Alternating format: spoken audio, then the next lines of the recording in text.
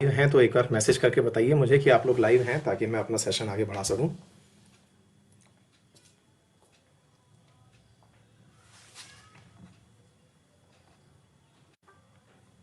हाँ जी, कमेंट्स करके बताइए कि क्या आप सभी लोग लाइव हैं।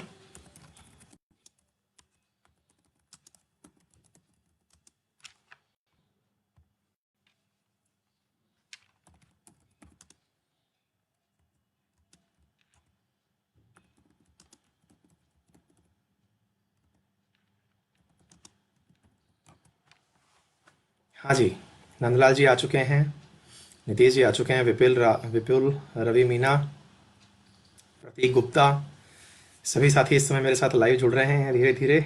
चलिए, बहुत जल्दी जल्दी अपने अन्य साथियों को भी जल्दी से लाइव ले आइए, शेयर कर दीजिए। आज मैंने आपसे मुद्दे शेयर कर दिए थे कि मैं किन मुद्दों पर चर्चा करने वाला हूं, तो उन्हीं मुद्दों के ऊपर हम आज आगे बढ़ेंगे। तो मुद्दों के बारे में आगे चर्चा करेंगे, उससे पहले पहले आप सभी लोग जल्दी से शेयर हो जाइए, लाइव कर दीजिए ताकि हम लोग अपनी बातें कर सकें।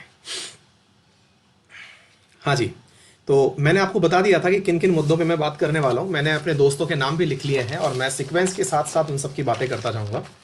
तो सबसे पहले जो बातें आई हैं, क्योंकि वो सबके काम की बातें हैं, मैंने पॉइंट डाउन किया है सब चीज़ों को और मैंने आप लोगों के साथ शेयर भी किया है आपके टेलीग्राम चैनल पर। एक बार देखिए उस सभी को ना, और मैं आपको बताऊं, और बहुत ही जेन्युइन मुद्दे बच्चों ने पूछे हैं और मैं उन सबका नाम भी लेना चाहूँगा। जो सबसे बड़ी चीज़ जो पूछी है मेरे आज एक दोस्त ने, वो बहुत अच्छी चीज़ मुझे जो लगी वो ये थी, सर, कि ऑनलाइन तैयारी करते समय क्या किताबें पढ़ना भी ज़रूरी है क्या।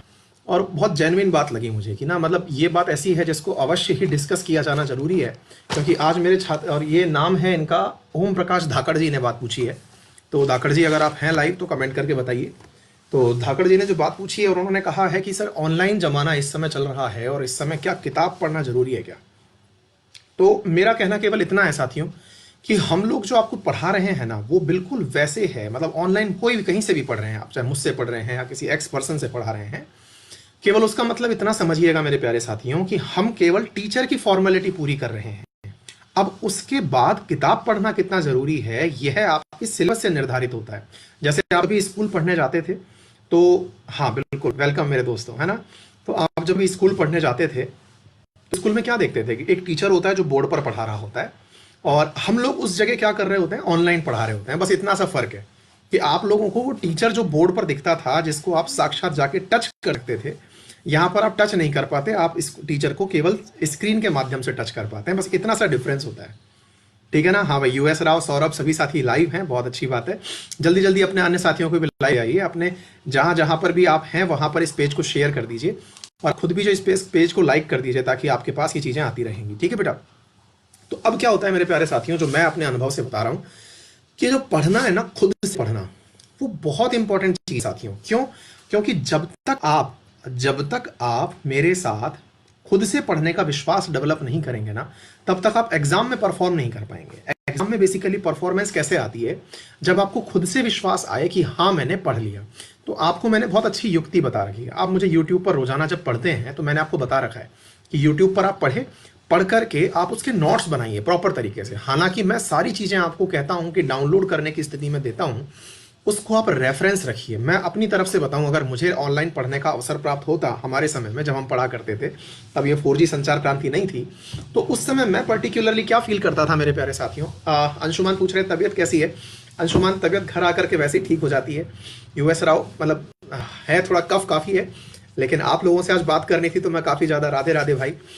ओम प्रकाश धाकड़ जी, मैंने आप ही का सवाल लिया है सबसे पहले, ठीक है ना। तो इंपॉर्टेंट मुद्दा समझ में आया आप लोगों को कि अगर मैं मेरे समय में पढ़ने की बात करता तो सबसे पहले मैं नोट्स बनाता क्लास टीचर के, जैसे आप किसी कोचिंग में जाकर के बनाते हैं, ठीक है बेटा। तो उसकी पीडीएफ दे दूंगा, समीर विश्वास आपको बेटा अभी मिल जाएगी। फिर उसके अतिरिक्त मैं क्या करता साथियों, कि बने हुए नोट्सों को समय समय पर रिवाइज करता। रिवाइज करना बिल्कुल वैसे ही जैसे आप बुक्स रिवाइज करते हैं। और रही बात रेफरेंस बुक्स की, तो अवश्य ही आप रेफरेंस बुक्स जो है वो करें, क्योंकि बिना रेफरेंस बुक के आपकी पढ़ाई अधूरी मानी जाएगी बच्चों। देखो, टीचर भी जब आपको पढ़ा रहा होता है ना, देखिए करंट तो एक ऐसा इशू है जो कि हम लोग आपको कवर करा देते हैं, लेकिन और कोई सा भी सब्जेक्ट उठाइए, चाहे मैं साइंस पढ़ाऊं आपको, चाहे जीके पढ़ाऊं आप लोगों को, बेटा वहां पर किताब अवश्य पढ़िएगा, क्योंकि एनसीईआरटी के अंदर से पेपर निकल के आता है। एनसीईआरटी को ही हम लोग बहुत अच्छे से पढ़ने का प्रयास करते हैं। मैं मेरी अधिकांश क्लासेस में एनसीईआरटी कवर कराता हूं। मैं भले ही आपको ये ना कहूं कि मैं कहां से पढ़ा रहा हूं, लेकिन मेरा जो सोर्स है मैं आपको रिवील कर देता हूं कि मेरा सोर्स हमेशा एनसीईआरटी होता है। ठीक है,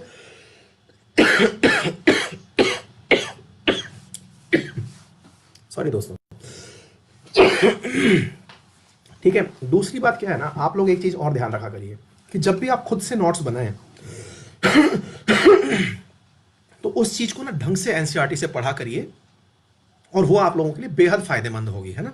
क्योंकि मैंने आपसे कहा था कि आप लोगों की तैयारी में बुक्स का बहुत बड़ा योगदान है। बुक्स, रेफरेंस बुक्स एनसीईआरटी, मैंने आप लोगों यहां तक ये लाइनें बोल दी हैं।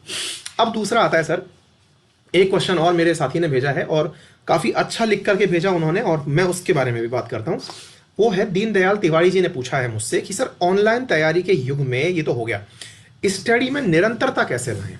आप में से बहुत सारे विद्यार्थी ऐसे होते हैं जो कि पढ़ना बैठते तो हैं, आज पूरे जोश में आ जाएंगे। जैसे मैंने आज आपका सेशन लिया तो बहुत सारे साथी इस समय प्रॉपर तरीके से जोश में आ जाएंगे, और जोश में आकर के वो सोचेंगे कि हाँ भाई आज तो पढ़ करके सारे रिकॉर्ड तोड़ने हैं। लेकिन ये जोश बहुत जल्दी खत्म हो जाता है। जैसे आज का जोश था वो कल तक ठंडा पड़ गया। आकाश भाई, हाँ हैप्पी संडे भाई। तो सर कंटिन्यूटी कैसे लाएं? तो मेरे प्यारे विद्यार्थियों, कंटिन्यूटी लाने के लिए सर्वप्रथम आप टाइम टेबल बनाएं। अब आप में से क्या होता है, बहुत सारे लोगों ने ये तो सुना है ना, आप लोगों ने ये तो सुना है, हाँ भाई सुरेंद्र जी चटक मटक के आशीर्वाद।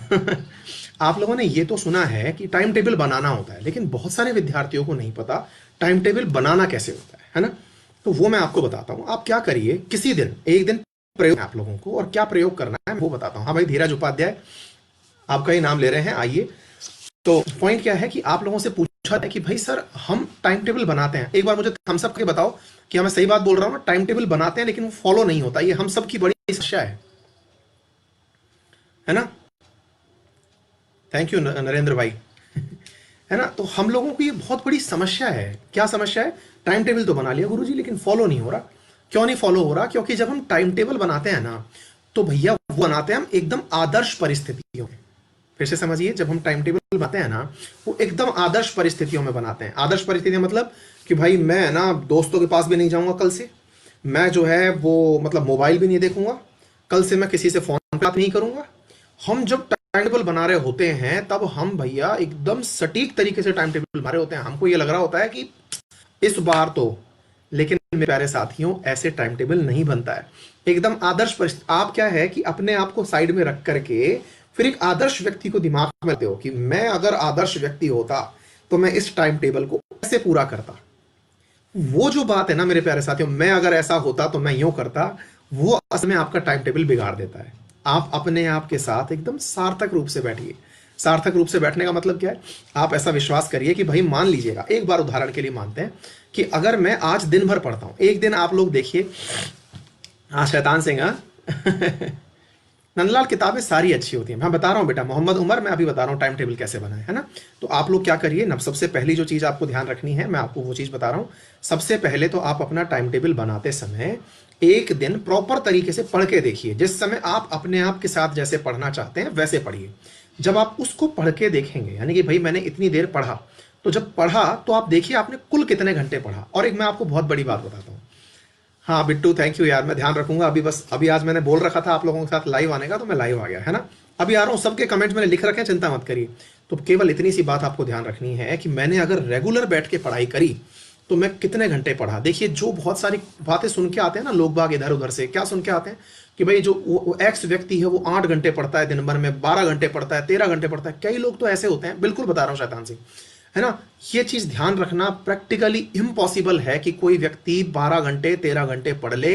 वो फेंकता है, उसकी बात पर कतई विश्वास मत करना। चाहे वो कलेक्टर बन गया हो, चाहे कुछ भी बन गया हो, वो आप लोगों को उलझा के चला गया। संभव ही नहीं है साहब 12 घंटे 13 घंटे पढ़ना। अगर 12-13 घंटे पढ़ाई कर रहा है कोई व्यक्ति, तो उसका रैम स्लो चल रहा है, उसको समझ में ही नहीं आती हैं बातें, वो किताब लेके बैठा रहता है, उसको पढ़ाई नहीं आती है, ठीक है ना। तो हम क्या करेंगे बच्चों, सबसे पहली चीज एक फॉर्मूला देता हूं आप सभी लोगों को, है ना। तो मैं आप लोगों को एक फॉर्मूला देता हूं, उस फॉर्मूले को पहले मानिए। तिवाड़ी आऊंगा बेटा तुम्हारी बात पे भी, है ना। एक फॉर्मूला हमको अपनाना है, और वो फॉर्मूला है 888 फॉर्मूला। कौन सा फॉर्मूला है? 1 2 3, ये फॉर्मूला है बच्चों, 888 फॉर्मूला, ठीक है। इस फॉर्मूले के बारे में क्या बताता हूं मैं, वो सुनिएगा। बच्चों लिख लो इसको, कहीं भी पेन पेपर लेके बैठे हो तो इसको अपनाना है हम सबको। नंबर 1, सबसे पहली चीज, हमको अधिकतम 8 घंटे पढ़ना है, हमें 8 घंटे सोना है, और हमें 8 घंटे में बाकी सारे क्रियाकलाप करने हैं। बाकी सारे क्रियाकलाप में आप खेलेंगे भी, आप भोजन भी करेंगे, आपको अगर किसी से बात करनी है तो वो भी करेंगे, प्रॉपर नहाएंगे भी, जो भी करना है वो करिएगा। हाँ बेटा, आज का करंट अफेयर का मैं दे दूंगा बेटा, है ना, आज का दे दूंगा, गोपाल कृष्ण अभी डाल दूंगा बेटा मैं, ठीक है। हाँ अभी बता रहा हूं ओम प्रकाश धाकड़ कैसे फॉलो होता है, कहां पे अटकता है, मैं वो भी बता रहा हूं। कर लेंगे आप सभी लोग, ये बात समझ में आ गई। हाँ तो मैंने आपको वही कहा कि आपको 8 घंटे से ऊपर नहीं पढ़ना है। अब मैं आपको बताता हूं 8 घंटे भी कैसे पढ़ते हैं। क्या होता है, बहुत सारे विद्यार्थी ये सोच रहे होते हैं कि 8 घंटे पढ़ने का मतलब है कि रेगुलर 8 घंटे पढ़ना है। नहीं, रेगुलर 8 घंटे भी नहीं पढ़ना है, वो भी मैं आपको बताता हूं। क्या करें आप, 1 घंटे, सबसे पहले बहुत तरीकेदार से चीज बता रहा हूं, अगर आपको लागू हो जाए तो फिर मुझे कभी कमेंट में बताइएगा कि हाँ सर आपने बहुत अच्छी बात बताई थी। सबसे पहले क्या करिएगा कि आप 1 घंटे में पढ़िए, बैठे कुर्सी पे बैठिए, एक स्टॉप वॉच लगा लीजिए, एक छोटी घड़ी जो आपके पास हो। मेरे पास तो क्योंकि अभी नहीं है यहाँ पर, मैं अपने जहाँ पढ़ता हूँ वहाँ पे रखता हूँ अपने साथ। एक स्टॉप वॉच, छोटा सा अलार्म सा आता है ना बच्चों, वो ला लो, ठीक है बेटा। उसको अपनी कुर्सी टेबल पर रख लो। कुर्सी टेबल पर रख के क्या करिएगा आप लोग, उसको बेटा 1 घंटे तक पढ़ना है, लेकिन 45 मिनट ही पढ़ना है। कितने मिनट पढ़ना है? Only 45 minutes. आप पूरे 1 घंटे नहीं पढ़ेंगे। बात समझ में आ गई? केवल अभी बता रहा हूं बेटा, नवाराम सारे पॉइंट है मेरे पास, सारे चीजों पे आ रहा हूं। खुश रहिए सुधीर कुमार, है ना। नंबर 1 क्या करना है, 1 घंटे नहीं पढ़ना है, केवल कितने मिनट पढ़ना है? 45 मिनट पढ़ना है, और 15 मिनट के लिए अपनी चेयर से उठ जाना है। जितेंद्र यादव गुड मॉर्निंग बेटा, है ना। फिर से समझिए, 1 घंटे नहीं पढ़ना है, केवल 45 मिनट पढ़ना है, और 15 मिनट के लिए चेयर से उठ जाना है, और उस समय जाकर के अपने पानी पी लो, टॉयलेट लग रहा है तो वो कर लो, लेकिन दिनचर्या में इसे 1 घंटे ही काउंट करो। इसे 45 मिनट काउंट नहीं करना, इसको काउंट बेटा 1 घंटे ही करना है। पहले टाइम टेबल बनाना सिखा रहा हूं, बहुत बड़ी चीज बता रहा हूं, फायदा हो तो मुझे कमेंट में अवश्य बताना। आऊंगा बेटा, आशीष जांगिड़ सब पॉइंट लिखे हुए हैं, आ रहा हूं। क्लियर? ऐसे करके बेटा आप लोग अपना टाइम टेबल बनाते चलो, 45 45 45 45 45 मिनट करके बेटा इस तरह से ले जाओ। हाँ सुरेश बेटा थोड़ा रेस्ट करेंगे, लेकिन अभी आज का टाइम दिया हुआ था इसलिए बात कर रहा हूं, ठीक है बेटा। तो इस तरह से 8 स्लॉट आपके निकल गए, मतलब समझ में आ गया। 45 मिनट के अगर 8 स्लॉट बन गए ना, तो समझना आपका जीवन सुधर गया, आपके 8 घंटे बन गए पूरे। और उस 45 मिनट में बेटा एकदम ऊर्जावान होकर पढ़ना है हमको ना, ऐसे नहीं पढ़ना है कि ले आज पढ़ना है। देखो कितना बड़ा फायदा सिखा रहा हूं मैं आप लोगों को। बैठना कितने मिनट है? 45 मिनट, और अपने को क्या समझाना है, मैं तो 1 घंटा पढ़ा था। तो देखो अपना साइकोलॉजिकल है ना, बहुत बड़ा एडवांटेज मिल जाएगा। तो 45 मिनट के ये जो काम है ना, बस इनका काम हो जाए अपना। योगेश मेघवाल कह रहे हैं सर ऑफलाइन कोचिंग ज्वाइन कर रखी है, अब आपका अनअकैडमी कोर्स भाई कैसे करें, कोचिंग छोड़ दें? अभी आऊंगा, अभी एक एक सब चीजों पर आऊंगा, रुक जाइए, ठीक है बेटा। एकदम इम्पॉसिबल है, 12 घंटे बता रहा है ना, वो मूर्ख है, वो झूठ बोलता है। वो क्या करता है बच्चों कि वो सुबह जैसे मान लो 7 बजे लाइब्रेरी में घुसा, और लाइब्रेरी से निकल के आया शाम को 8 बजे, तो वो सारे घंटे काउंट करके बता देता है कि मैं 13 घंटे पढ़ा था। बल्कि उस 13 घंटे में उसने मोबाइल में कोई फोटो भी देखी होगी, मोबाइल में चैट भी किया होगा, बीच में सोया भी होगा, अगने मुतने भी गया होगा, खाना भी खाया होगा, सब कुछ किया होगा उसने। लेकिन वो क्या काउंट करता है, मैं लाइब्रेरी घुसा था 7 बजे, निकला हूं 8 बजे, तो भाई साहब मैं तो पूरा की पूरा 13 घंटे पढ़ के आया हूं। झूठ बोल रहा है विकास कुमार सिंह, ठीक है ना। समझ में आ गया? सभी लोगों को समझ में आ रहा है तो एक बार मुझे लिख के यस और नो में बता दो। हाँ भाई क्लियर हो रही है ना सारी बातें बेटा? तो हम कर लेंगे ये काम। तो सबसे पहले तो ये करें, और टाइम टेबल हर व्यक्ति अपने हिसाब से बनाए। सुधीर सिंह बिल्कुल सही कह रहे हैं आप, टाइम टेबल अपने हिसाब से बनाए बेटा। क्या करना है, आपको जब बेस्ट लगता है उस समय पढ़ना, ठीक है ना। अगर आपको लगता है कि सुबह 7 से 8 मुझे बेस्ट पढ़ाई होती है तो 7 से 8 पढ़ लो, 8 से 9 होती है तो 8 से 9 पढ़ लो। इस प्रकार पूरी दिनचर्या को सेट करो। सब लोग अपनी दिनचर्या बनाओ और बढ़िया से दिनचर्या बनाने का काम करो, ठीक है। आऊंगा जितेंद्र, आपके सवाल पर भी आऊंगा। अभी एक एक करके मैं सारे क्वेश्चन ले लेता हूं, है ना। तो ये हो गया सर पढ़ाई में निरंतरता कैसे लाएं। तो समय टाइम टेबल बनाएं और टाइम टेबल को रेगुलरली फॉलो करें, ठीक है बेटा। और एक सबसे इंपॉर्टेंट बात, जब आप ऑनलाइन पढ़ रहे हैं तो उसका नोट्स बना लिया आपने। मोबाइल का उपयोग केवल तभी करें जब आप पढ़ रहे हों, यानी आप अगर नोट्स बना रहे हैं तो मेरे प्यारे साथियों, अभी आऊंगा बेटा कमल जायसवाल, आपके सर पे भी आऊंगा, है ना। तो केवल आप लोग जब नोट्स बनाएं, जिस समय आपको लग रहा हो कि हाँ भाई मैं पढ़ रहा हूं, उस समय पर नोट्स बना करके पढ़ लीजिए। उसके बाद मोबाइल बंद कर दो। विकास तिवारी आऊंगा बेटा, एक मिनट रुकिए। उसको मोबाइल बंद कर दो और बंद करके फिर पढ़ना प्रारंभ करो। मोबाइल केवल क्लास देने तक के लिए उपयोग करो, उसके बाद बंद करो, उसका रिविजन करो। पूरे टाइम मोबाइल से मत चलते रहो, क्योंकि उससे क्या होगा, उससे आपको लगेगा कि आपको सब याद हो गया, लेकिन वो सब याद आपको नहीं होता, क्योंकि टीचर आपको समझाने पॉइंट ऑफ व्यू से समझा रहा होता है, आपको समझ में नहीं आ रहा होता है। ठीक है बेटा, चलिए अब नेक्स्ट बढ़ते हैं। ये दीनदयाल तिवारी का क्वेश्चन था मैंने, हाँ अब एक बच्चे का सवाल और है। दीनदयाल तिवारी का दूसरा सवाल भी बहुत अच्छा है, वो ये है कि सर परीक्षा तिथि नजदीक आने पर तनाव प्रबंधन कैसे करें। अभी आते हैं, हाँ आ रहा हूँ भाई, नवराम से सारण, अभी आ रहा हूँ बेटा आपके सवाल। सर परीक्षा तिथि नजदीक जब आती है तो तनाव प्रबंधन कैसे करें। हम लोग स्ट्रेस में चले जाते हैं, कतई स्ट्रेस में नहीं जाना होता है। तनाव प्रबंधन का सिंपल सा सॉल्यूशन है, जब भी आपको लगने लगे कि मुझे डर लग रहा है, तो आप पहले पहचानिए कि कौन सी चीज ऐसी है जो आपको नहीं आती। अब समझना, बहुत इंपॉर्टेंट बात बता रहा हूं, पहले पहचान लो कि कौन सी चीज मुझे नहीं आती। जो आपको नहीं आती उसका एक ही इलाज है, या तो वो छूटेगी या वो पढ़ाओ आएगी। तो फिर ये देखो कि आपके पास जो बचा हुआ समय है, क्या उस बचे हुए समय के अंदर आप उस छूटे हुए पोर्शन को, जिसकी वजह से आपको टेंशन हो रही है, क्या आप कर पाएंगे। मतलब देखिए क्या होता है ना, जैसे आप कई बार घूमने जाते हैं कहीं, है ना, तो हम देख लेते हैं ना कि भाई आज इतने देर में हम लोग यहां पहुंच पाएंगे या नहीं पहुंच पाएंगे। विकास अभी बता रहा हूं, एक मिनट हो जाओ, सबको सीक्वेंस में चल रहा है। तो बेटा मैंने सारे सीक्वेंस क्या है बच्चों को डिस्कस किए हुए हैं, है ना। आपको क्या है ध्यान से समझना है कि अगर मान लो कि आप लोग कहीं यात्रा पर गए, कॉमन सेंस लगाना। जैसे मान लो कि आप लोग कभी घूमने गए कहीं पर भी, आप अपने घड़ी में टाइम देखते हो और पूछते हो भाई कितने बजे तक हम यहाँ पहुंच जाएंगे। तो जब कितने बजे तक हम पहुंच जाएंगे ये सवाल जब हम करते हैं, तो देखते हैं ना घड़ी की तरफ कि अगर हम 60 की गति से चल रहे हैं, तो 60 की गति से चल रहे हैं तो 80 किलोमीटर की डिस्टेंस है, तो स्वाभाविक है कि हम 20 किलोमीटर जो है वो नहीं पहुंच पाएंगे।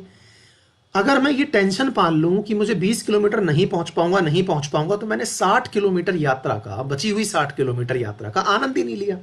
तो आप लोग क्या करिए मेरे प्यारे साथियों, जब भी आप पढ़ने बैठते हैं ना, तो दिमाग क्या लगाना है कि पहले देखिए कि मुझे चिंता किस वजह से हो रही है। आपको चिंता हो रही होती है जब एग्जाम सामने होता है और आपका सिलेबस पूरा नहीं हुआ होता है। तो उस सिलेबस में से बेटा आपको पता होता है कि आपको क्या नहीं आता, उसका इलाज ढूंढिए। इलाज क्या है, या तो वो याद हो जाएगा समय जो दिया हुआ है उसमें से, या नहीं होगा। तो सबसे पहले उसका हिसाब करिए कि भाई तू बैठ, तेरा हिसाब करता हूं मैं। अगर तू याद नहीं होगा तो चल तू साइड में हट जा, उसको सबसे पहले एलिमिनेट कर दो। और अब जो समय बचा है ना, उस समय में जो चीज सामने है उसे पढ़ के देखो, आपकी एफिशिएंसी बढ़ेगी। विद्यार्थियों एक बहुत बड़ी बात बताता हूं, आप 1 घंटे में 100 तथ्य पढ़ें। ध्यान से सुनना, 1 घंटे में 100 तथ्य पढ़ें, और 100 तथ्य पढ़ने के बावजूद भी कितने याद रहेंगे इसकी गारंटी नहीं है। लेकिन 1 घंटे में 80 तथ्य पढ़ें, 100 के मुकाबले, मैं उदाहरण ले रहा हूं, अगर 100 के मुकाबले 80 तथ्य पढ़े तो ये ज्यादा संभावना है कि आपको वो 80 ज्यादा अच्छे याद होंगे, क्योंकि आपने तुलनात्मक रूप से अब उसे समय ज्यादा दे दिया है। तो जो अच्छा विद्यार्थी होता है ना, वो अपने कहते हैं ना, आधी को छोड़ पूरी को धावे, ना पूरी पावे ना आधी पावे। तो आप लोग कभी भी इस तरह का विचार मत रखिए कि मुझे 100% करके जाना है। एग्जाम के लिए बात बता रहा हूं बेटा, ये एग्जाम में जहां पर आपका कॉन्फिडेंस हिले वहां पर उसे हटा दो, और जो बच गया उसको ढंग से कर लो, जीत आपकी है। ठीक है बेटा, तो ये तनाव प्रबंधन का मेरा नुस्खा है। फिर आप लोग इस तरह का अपन सेशन करते रहेंगे। एक्चुअली क्या है, इस तरह के सेशन में आप बताना, फिर मैं अगला सेशन फिर कभी करूंगा तो उसके अंदर भी अपन चर्चा करेंगे इस तरह की बातों में। ठीक है, चलिए अब एक सवाल जो पूछा गया था मैं आपको वो बताता हूं। ये बहुत अच्छा सवाल था मुझे जो लगा। तनाव प्रबंधन हो गया, 3 पॉइंट मैंने डिस्कस कर लिए। अब एक चौथा पॉइंट लिखा है, 2 अलग अलग तैयारी, जैसे राजस्थान, पटवार और रेलवे। अभी क्या हो रहा है, जो मेरे विद्यार्थी है ना, वो मुझसे 2 तरह की चीजें पढ़ रहे हैं। अभी आ रहा हूं सौरभ, सबके ऊपर आ रहा हूं। मैंने 6 पॉइंट टेलीग्राम पर डाल दिए थे जिनकी मैं चर्चा करूंगा, मैं उन पर आ रहा हूं। अब क्या है, मेरे विद्यार्थियों में बहुत बड़ी इशू बना हुआ है इस समय। भाई राजस्थान में पटवार और राजस्थान पुलिस की भर्ती आई हुई है, स्पेशली मेरे राजस्थानी साथियों को। और उनको क्या है, रेलवे की एनटीपीसी और ग्रुप डी की भी तैयारी करनी है। तो रेलवे एनटीपीसी और ग्रुप डी तैयारी करनी है, और इधर पटवारी और राजस्थान पुलिस की तैयारी करनी है। अब उनके घर वाले जो है ना, उन पर प्रेशर बना रहे हैं कि बेटा देख ले, राजस्थान पुलिस पटवारी भी निकल गई है, ये नहीं छूटनी चाहिए। और बच्चे को क्या लग रहा है कि एनटीपीसी और ग्रुप डी भी रखी है, ये भी नहीं छूटना है। तो भैया हम क्या करें, वो बेचारा बच्चा क्या करे। आऊंगा भाई, है ना। देखिए मेरा सिस्टम मैं आपको बता दूं मेरे प्यारे साथियों, जितने भी साथी मुझे आज कमेंट लिख के भेज रहे हैं कि सर हमारा सॉल्यूशन बता दो, वो आप लोग क्या करिएगा, मैं आपको पोस्ट डाल रहूंगा, उस पोस्ट पर कमेंट करके बताते रहिएगा, ताकि मैं उनके ऊपर आंसर लेके आपके सामने आऊं। क्या होता है कि मैं regular on the spot answer दूंगा तो मजा नहीं है आपको। मैंने टेलीग्राम पर बता दिया, मैं आज 6 मुद्दों पर चर्चा करूंगा, उनसे चौथे मुद्दे पर मैं पहुंच चुका हूं। चौथा मुद्दा ही है ना ये, हाँ चौथा मुद्दा ये, राजस्थान, पटवार और पुलिस। तो कोई भी 2 एग्जाम, तो भैया देखिए ऐसी बात है, जब आप किन्हीं 2 डिफरेंट एग्जाम की तैयारी कर रहे होंगे ना बच्चों, 2 डिफरेंट का मतलब है कि मान लीजिएगा कि आप एक तरफ तो पटवारी में भाग गए और एक तरफ राजस्थान, वो सॉरी एनटीपीसी में भाग गए। तो भैया एक बात कहते हैं ना, दो नाव पर पांव रखने वाला कहीं का नहीं रहता। तो ऐसी स्थिति में आपकी हालत हो जाती है खराब। तो फिर सॉल्यूशन बचा कि सर सॉल्यूशन क्या है इसका? इसका सॉल्यूशन क्या है, पहले आप ये निर्धारित करिए कि आप उन्हीं दो एग्जाम की तैयारी कर सकते हैं जिनका सिलेबस मैच करता है। फिर से समझिए, कई बार क्या होता है, आप अभी क्या कर रहे हैं, नॉर्थ और मतलब साउथ को मिलाने की बात कर रहे हैं। कैसे? राजस्थान पुलिस और पटवारी में आता है राजस्थान का करंट अफेयर, और एनटीपीसी और ग्रुप डी में जो आ रहा है करंट अफेयर छोड़िए, कोई भी नॉलेज भी जो जीके भी आ रहा है वो राजस्थान पुलिस पटवारी का आ रहा है ना? तो मेरे प्यारे साथियों, हाँ गोपाल किशन डाल देंगे बेटा, अभी डालेंगे बेटा, ठीक है? हाँ बिल्कुल डाल दूंगा गोपाल कृष्ण, ठीक है? तो अब क्या होता है, दो एग्जाम एक साथ लेके मत चलो, मेरा विनम्र निवेदन है बच्चों। विनम्र निवेदन क्यों है? जब दो एग्जाम हम साथ लेके चल रहे होते हैं ना, तो असल में दिक्कत क्या होती है कि दो एग्जाम अगर एक जैसी तैयारी के हैं, जैसे राजस्थान पुलिस और पटवारी, ये एक जैसी तैयारी के हैं, इनमें थोड़ा बहुत मतलब ये पकड़ो 100 एक ग्राम का फर्क है, बाकी कंटेंट लगभग एक ही जैसा तैयार करना है। ऐसे ही ग्रुप डी और एनटीपीसी ये एक जैसे हैं। लेकिन अगर आप में से कोई विद्यार्थी ये समझदारी दिखाता है कि मुझे एनटीपीसी की भी तैयारी करनी है और पटवारी की भी करनी है, भैया कहीं के नहीं रहोगे, ठीक है ना? ऐसे क्या होता है, समटाइम्स मेरे कुछ विद्यार्थी ऐसे मुझे मिलते हैं कि सर हम यूपीएससी की भी तैयारी कर रहे हैं और हम स्टेट पीसीएस की भी तैयारी कर रहे हैं। नहीं होती तैयारी ऐसे, वो गलत फहमी है, आपको लगता है कि तैयारी होती है, कतई नहीं होती। आप ना तो यूपीएससी के लायक बचते ना आरपीएससी के लायक बचते। एक एग्जाम जिसको अगर मान लीजिए यूपीएससी की तैयारी कर रहे हैं तो यूपीएससी की कैटेगरी में ही वैसा ही कंटेंट आपका सीडीएस वाले भी पूछते हैं, असिस्टेंट कमांडेंट वाला भी पूछते हैं, ईपीएफओ वाला भी पूछते हैं। तो उस तरह के एग्जाम की तैयारी कर लीजिए। अगर आप आरएएस की तैयारी कर रहे हैं तो आरएएस की तैयारी के अंदर वैसा ही सिलेबस जिन एग्जाम्स में है उस एग्जाम की तैयारी कर लीजिए, लेकिन दो डिफरेंट पोल पर आप ध्यान मत दीजिए, ठीक है ना? विकास तिवारी, गुरुजी मैं कैसे तैयार करूं 12th के एग्जाम की, और मेरा एक्सीडेंट भी हो गया था, फिर भी तैयारी कर रहा हूं, बहुत दुखी हूं लाइफ में। विकास तिवारी, अगर आपका 12th में बेटा एक्सीडेंट हो गया था फिर भी आप तैयारी करने की सोच रहे हैं, तो सबसे इंपॉर्टेंट बात यह है आप बहुत जुझारू हैं और आप अवश्य ही फल होंगे, ये मेरा आशीर्वाद है आपके लिए। तैयारी करते समय आप अपने टीचर के पास जाइए जिनसे आप पढ़े हैं और उनसे कहिए कि सर मुझे मोस्ट इंपॉर्टेंट चीजें बता दो जिसमें से पेपर आने की पूरी संभावना होती है, ठीक है बेटा? तो वहां पर मेरे साथियों उन मोस्ट इंपॉर्टेंट चीजों को आप अपने टिक के हिसाब से जो सर लगाएं आपको उनको फोकस करने की कोशिश करो, आपका अवश्य काम बन जाएगा, ठीक है भाई? तो आप मेरी बात से सहमत हो गए हो तो कमेंट बॉक्स में एक बार राइट यस और नो लिख के बता दो, जो मैंने अभी हाल कहा पटवारी और पुलिस वाली बात पर। एक बार यस और नो कमेंट बॉक्स में लिख के बता दो भैया, सहमत हो गए हैं तो यस लिख दो ताकि मुझे पता चल जाए कि मैं आपकी बात को कितना समझ पाया हूं। हाँ भाई, ठाकुर सुयांग सिंह को मेरी बात समझ में आ गई है, और कोई भी है जिसको मेरी बात, हाँ हम सब तो मुझे मिल रहे हैं। हाँ अब ऑफलाइन ऑनलाइन पर भी आ रहा हूं, है ना बेटा? मैं यूपीएससी की प्रिपरेशन कर रहा हूँ, यूपीएससी वालों के लिए कुछ बताएं। बिल्कुल संतोष, मैं आ रहा हूँ यूपीएससी की तैयारी के ऊपर भी बेटा। ओम प्रकाश, बिल्कुल यस जी सर समझ में आ गया। हिमांशु, ओम प्रकाश धाकड़, सभी को मेरी बात बहुत अच्छा। ये भूषण गायकवाड़ को भी मेरी बात ऐसे समझ में आ गई, बहुत अच्छा। अब मैं एक और इंपॉर्टेंट बात पर आता हूँ, है ना? अभी आता हूँ। एक सवाल और मेरे साथियों ने लिखा था, मेरे टेलीग्राम चैनल है जीके भाई अंकित अवस्थी सर। बच्चों ये जिन्होंने ज्वाइन नहीं किया हुआ है, जीके भाई अंकित अवस्थी सर, ये मेरा टेलीग्राम चैनल है बच्चों। इस पर आप लोगों को ना मैं जो भी चीजें बताता हूं, जैसे आज भी मुझे जो बातें करनी थी वो मैंने सारी यहाँ पर डाली हुई हैं, ठीक है? चलिए अब एक बात और मैं आपको बता रहा हूँ। मुझे एक क्वेश्चन और दिया था आप लोगों ने, मुझसे संबंधित था, और वो था एक मिनट, नाम भी है, हाँ ये लक्ष्मण सिंह ने लिखा था। लक्ष्मण सिंह ने लिखा था कि सर आप ऑफलाइन तो नहीं पढ़ाते, और उन्होंने लिखा कि सर अगर आप ऑफलाइन पढ़ाएंगे तो बच्चों की लाइन लग जाएगी, है ना? ये कमेंट आप लोगों का था कि आप ऑफलाइन पढ़ाया करिए। लक्ष्मण सिंह, मैं आपकी जानकारी के लिए बता दूं, आप मेरे फेसबुक तक तो पहुंच ही गए हैं, आप मेरे पेज पर भी आ गए हैं, तो कृपया करके मेरी प्रोफाइल सर्च करिए। मैं 11 साल से ऑफलाइन पढ़ा रहा हूं। पढ़ाते हुए बहुत टाइम हो गया है ना? पहले मैंने आईआईटी जेईई वालों को पढ़ाया, आईएएस वालों को पढ़ाया, फिर एमएससी वालों को पढ़ाया। मैंने बंसल क्लास कोटा के अंदर सीनियर फैकल्टी का पद रखा हुआ है ना? मैं वहां से निकलने के बाद बच्चों, फिर मैं दिल्ली के अंदर नेट जेआरएफ की तैयारी करवाता था बच्चों को, ठीक है? केमिस्ट्री के अंदर, ठीक है? और फिर नेट जेआरएफ जैम की तैयारी बहुत करवाता था, शायद आप में से कोई लाइव हो।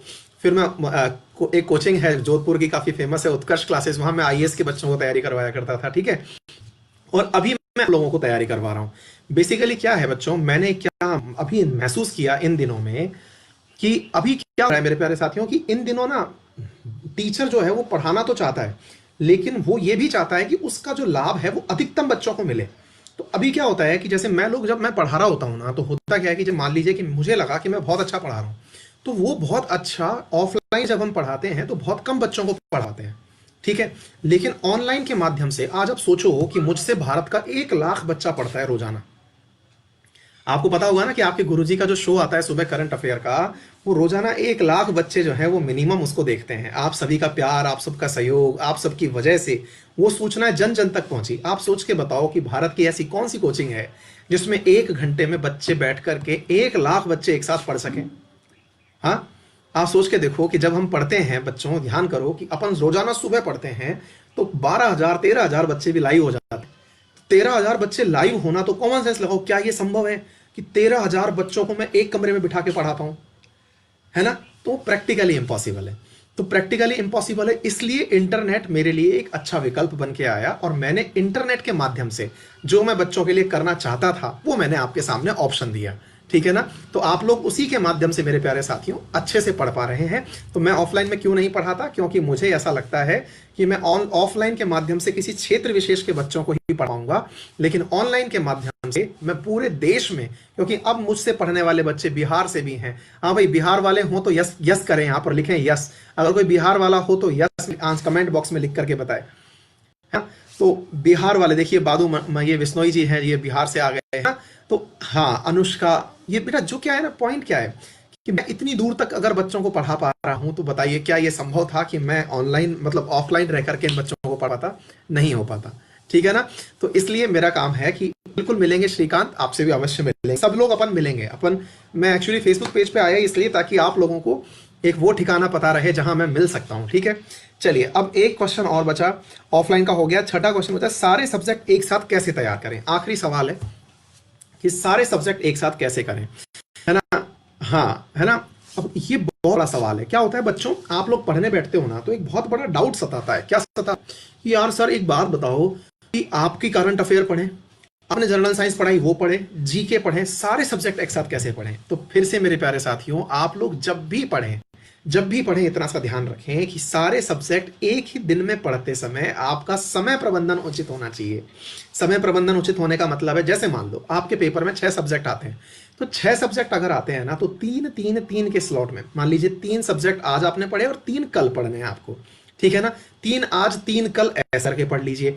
अगर पेपर में सब्जेक्ट 6 की 6 आते हैं और अगर आप 1-1 घंटे भी उनको पढ़ सकते हैं तो उनको 1-1 दिन में पढ़ लीजिए। मैं क्या करता था पहले, मैं वो बता देता हूं, आप में से शायद कई लोगों को वो समझ में ना आए, है ना। तो मैं आपको वो बताता हूं कि मैं क्या करता था साथियों, मैं कोई भी सब्जेक्ट उठा करके उसके पीछे पढ़ता था, है ना। मतलब मान लीजिए मैंने उठाया, मान लीजिए हिस्ट्री उठाई, तो मैं हिस्ट्री के एक बार पीछे पढ़ा और वो एक बार में पीछे पढ़ करके 7 दिन में खत्म कर दिया, ठीक। 7 दिन में हिस्ट्री खत्म, 7 में ज्योग्राफी खत्म, 7 दिन में, ऐसे करके मैं खत्म करता हुआ चला गया। तो उससे क्या होता था कि मुझे ये कॉन्फिडेंस रहता था 1-2 महीने के अंदर कि मैंने 2 महीने में सारे सब्जेक्ट खत्म कर दिए। अब वो बात सही है कि वो हिस्ट्री आते आते लास्ट तक याद नहीं रहती थी, लेकिन मैं खुश फहमी में जीता था कि मुझे याद है ना। फिर मैं क्या करता था, अगला रिवीजन लेता था। अगला रिवीजन, देखो बच्चों, एक बार याद रखना, आप में से कई बात करते हैं कि सर हम भूल जाते हैं। बच्चों, याद करने का सबसे अच्छा तरीका क्या है कि आप लोग कम से कम एक ही चीज को पेपर में जाने से पहले अगर 3 से 4 बार रिवीजन करके नहीं गए तो आपको पेपर में उसका कुछ फायदा नहीं होने वाला। पेपर में तभी उसका फायदा होगा जब आप उसका 3 से 4 रिवीजन करके जाएंगे। ये बात आप सत्य मानिएगा। तो 3 से 4 रिवीजन करने के लिए मेरे प्यारे साथियों, आप लोगों को क्या करना है, नंबर 1, आप उसको एक बार मेरी तरह करके देख लीजिए अगर जमता है तो, है ना। तो मैं यही करता था कि भाई एक बार उठाया और खींच के पढ़ दिया। फिर अगला रिवीजन जब करता था तो ये 7 दिन जो है ना, अब ये घट करके कितने रह जाते थे, 4 दिन। तो मैं 4 दिन में हिस्ट्री खत्म कर देता था। फिर जो तीसरा रिवीजन करता था ना, तो वो 2 दिन में मेरी मतलब हिस्ट्री पूरी रिवाइज हो जाती थी। तो उससे क्या हुआ, 7 दिन, 4 दिन, 3 दिन, तो इस तरह से सेगमेंट में ले आया। और अंत में जब मेरा एग्जाम नजदीक होता था तब मैं ऐसा करता था कि भाई एक दिन में 3-4 सब्जेक्ट उठा लिए या एक दिन में 2 सब्जेक्ट उठा लिए, ऐसे करके रेसिप्रोकेटली चलता रहता था। तो आप देख, अच्छा एक बात और मैं आपको बता देता हूं, कुछ सब्जेक्ट ऐसे हैं मेरे प्यारे साथियों, जैसे आपका मैथ हुआ, मैं आपको क्या बोल रहा हूं, मैथ हुआ, इस मैथ का निरंतर अभ्यास करिए अगर आपके पेपर में आती है तो वो, है ना। उसका रेगुलर अभ्यास करते चलिए, क्योंकि बिना अभ्यास के मैथ नंबर नहीं आते। एक बच्चे का सवाल था कि सर मैं जब पढ़ने बैठता हूं तो मेरे को आता सब है, लेकिन मैं पेपर में गया तो पेपर में जाने के बाद मुझे 100%, ये सवाल था किसी बच्चे का, मैंने नाम भी लिखा था उनका, हाँ, दीपक मंगनानी। इन्होंने लिखा था कि बोले सर मैं जब पढ़ता हूं ना तो होता क्या है कि सर मैं पढ़ता तो हूं लेकिन सब कुछ आता भी है मुझे, लेकिन पेपर में करने जाता हूं तो 100 में से 50 क्वेश्चन ही अटेम्प्ट हुए, जबकि मेरे साथ होना चाहिए था कम से कम 100-150 क्वेश्चन, है ना। लेकिन मेरे प्यारे साथियों, आपको सवाल का पता है आंसर क्या है? आपको आता है लेकिन आपका अभ्यास नहीं है। आप उसका अभ्यास करिए, जितना हो सके अभ्यास करिए, बार बार निरंतर अभ्यास करिए, तब जाकर के आपको वो चीज कम समय में सीमित होगी। अभी क्या है, आप लोग समझते हैं फिर सॉल्व करते हैं, लेकिन जब आप खुद से पढ़ करके मल्टीपल टाइम रिवीजन करेंगे, और इसका सबसे उपयुक्त तरीका होता है जो पढ़ लिया उसका रिवीजन करते रहिए, बार बार रिवीजन करते रहिए, ठीक है ना। तो उससे आपका काम बन जाएगा। तो मेरे प्यारे साथियों, आपसे बात करके बहुत अच्छा लगा। अब मैं कुछ कमेंट वो भी ले लेता हूं जो बच्चों ने आज ही मुझे भेजे। एक एनवायरमेंट की क्लास लिख रहे हैं अमित यादव, बिल्कुल मैं क्लास लेकर के आऊंगा एनवायरमेंट, कुछ पूछा वो लेके आऊंगा, ठीक है ना। मैं भी आ रहा हूँ शर्मा जी, ठीक है। 300 लाइव थे, 10,000 लाइव होंगे आज, 300 लाइव थे कल, 1 लाख लाइव होंगे, आंसर कैसे दोगे? योगेश मेघवाल, बेटा आपने बहुत अच्छा सवाल पूछा। क्या होता है ना कि आज मैंने जो सवाल पूछे, आज जो आपने मतलब आंसर दी, मैंने आपसे इसीलिए पहले पोल करवाया था। मैं आप लोगों से कल ही मेरा वो डाल दिया था, मैंने नोटिफिकेशन डाल दिया था फेसबुक पे पेज पे कि आप जिन सवालों पर मुझसे चर्चा करना चाहते हैं उनको लिखें। तो देखिए, इतने कमेंट्स में से मुश्किल से 6 सवाल निकल के आए जो सबके सवाल थे। होता क्या है बेटा कि जब हम लोग जब घुसते हैं ना पढ़ाने के लिए, आप लोगों से पहले पूछते हैं कि बताइए आपको किन मुद्दों पर चाहिए कि मैं बोलूं, तो आपने उन बातों को लिख करके भेज दिया, तो मैंने उन्हीं मुद्दों के ऊपर बोला। अब जैसे आप बात करते हैं, है ना, बहुत बार मल्टीपल टाइम आप लोग इस तरह की बात पूछते हैं ना कि भाई सर आप इतने सारे बच्चों को कैसे सुन पाते हैं, क्योंकि मुझको पता है कि सबकी कॉमन समस्या है। मैं ये थोड़ी है कि आप लोग तैयारी कर रहे हैं एनडीए सीडीएस की, मैं क्लास पढ़ा रहा हूं एसएससी की, ऐसे थोड़ी होता है। तो मैं आप लोगों को जो भी पढ़ा रहा होता हूं वो आपके ही एग्जाम से संबंधित होता है, तो वो सबका लगभग एक जैसा ही डाउट होता है, तो हम चीजों को अपने आप ही लेके हुए चलते हैं, ठीक है।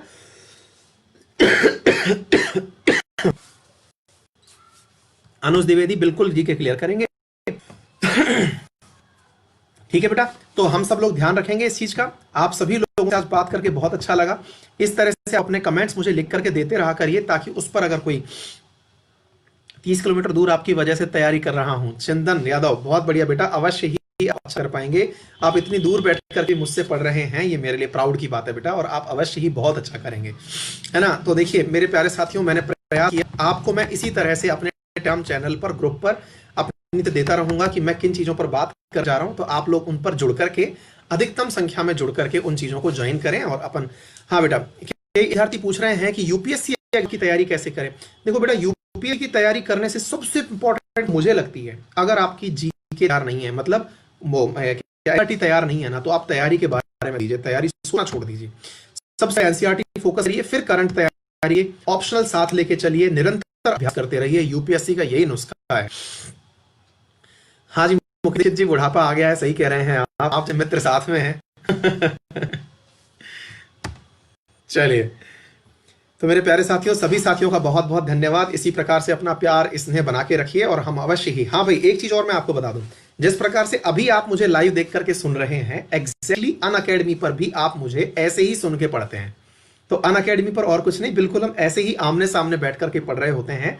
तो आप में से अगर कोई भी विद्यार्थी अनअकैडमी पर मेरी क्लासेस लेना चाहता है, क्योंकि बहुत समय से बच्चों की एक डिमांड आ रही थी कि सर अनअकैडमी पर आप कैसे पढ़ाते हैं, तो एग्जैक्टली ऐसे ही पढ़ाता हूं जैसे आप लोग बैठे हुए हैं इस समय, ठीक है ना। इतने ही आमने सामने बैठ करके प्यार से हम लोग पढ़ते हैं। और मेरा रेफरल कोड है अंकित10, जिसका यूज करके आप मेरी क्लासेस को एक्सेस कर सकते हैं। आप इसको भी याद करते हैं बेटा, ठीक है ना। ये मेरा रेफरल कोड है, इसको यूज करके आप लोग मेरी क्लासेस को एक्सेस कर सकते हैं, अंकित10, ठीक है बेटा।